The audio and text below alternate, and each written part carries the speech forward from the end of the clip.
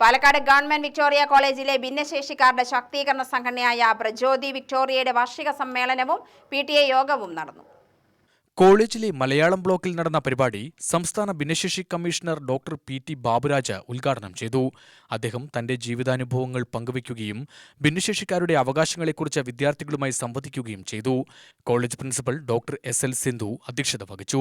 പ്രജ്യോതി കോർഡിനേറ്ററും സാമ്പത്തികശാസ്ത്ര വിഭാഗം അധ്യാപകനുമായ VK മോഹൻദാസ് സ്വാഗതം പറഞ്ഞ പരിപാടിയിൽ Kerala federation of the blind Palakkad ജില്ലാ പ്രസിഡന്റും government Moyan model girls higher secondary school അധ്യാപകനുമായ VN ചന്ദ്രമോഹൻ, കോളേജിലെ IQAC പ്രതിനിധിയും സാമ്പത്തികശാസ്ത്ര വിഭാഗം മേധാവിയുമായ ഡോക്ടർ P പാർവതി, മലയാളം വിഭാഗം മേധാവി AP Sreekala, college PTA vice president R Vijayan, special instructor Shyamala Guruvayurappan, college union chairman Agni Ashiq, general captain Muhammad Shah എന്നിവർ ആശംസപ്രസംഗം നടത്തി.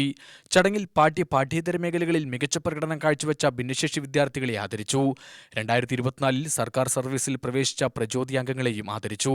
2024-25 അധ്യയന വർഷത്തെ വാർഷിക റിപ്പോർട്ട് കൺവീനർ നദ ആയിഷ അവതരിപ്പിച്ചു.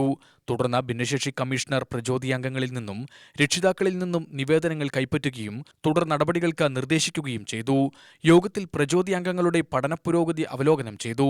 College union magazine editor JG ഭഗതിന്റെ നേതൃത്വത്തിൽ ഭിന്നശേഷി വിദ്യാർത്ഥികൾക്കായുള്ള സ്വയം പ്രതിരോധ ബോധവൽക്കരണ ക്ലാസ് എന്ന ആശയം അവതരിപ്പിച്ചു. ചടങ്ങിന് Prajyoti Victoria president CM Manisha നന്ദി പറഞ്ഞു. UTV news, Palakkad.